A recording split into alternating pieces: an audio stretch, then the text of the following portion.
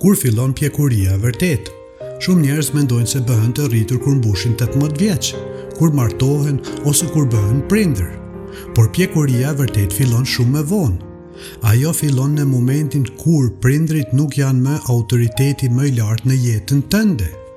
Kur je fëmijë, kjo është normale. Prindrit të mbrojnë, të mësojnë dhe marrin vendime për ty.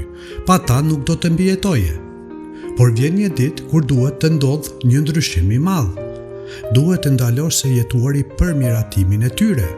Duhet të ndalosh se pyeturi vazhdimisht çfarë do të thoshte babai, çfarë do të mendonte nëna. Sepse nëse çdo vendim i jetës tënde kalon ende përmes zërit e tyre, atëherë nuk je plotësisht i lirë. Nuk po jeton jetën tënde, po jeton sipas autoritetit të dikujt tjetër. Të ndahesh nga ky autoritet nuk do të thotë ti duash me pak prindrit. Përkundrazi, mund t'i respektosh, t'ju jesh mirënjohës për gjithçka që kanë bërë dhe njëkohësisht të marrësh përgjegjësinë për jetën tënde.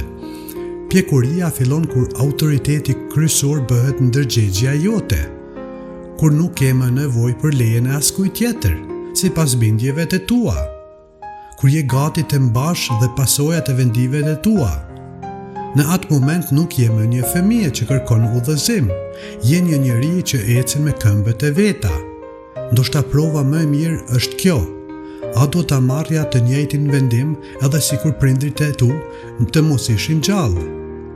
Nëse përgjigjja është po, atëherë vendimi është me të vërtetë i yti, sepse qëllimi i prindërve të mirë nuk është të krijojnë fëmijë që varen prej tyre gjithë jetën. Qëllimi i tyre është të rrisin njerëz që një ditë mund të qëndrojnë të fortë dhe pa ta.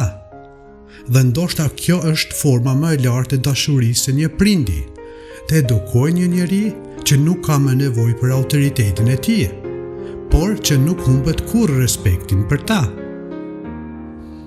Dua të mbyll me një mendim.